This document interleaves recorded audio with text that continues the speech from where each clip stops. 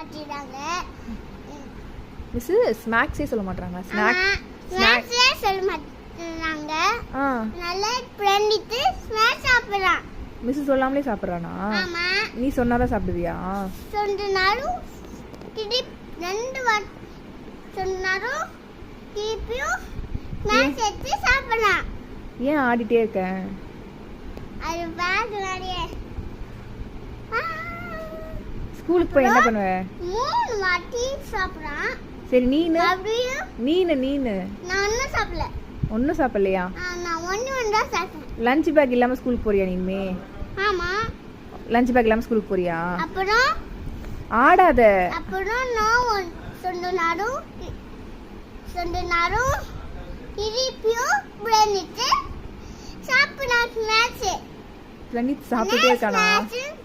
உடனே லஞ்சுன்னு சொல்றாங்க.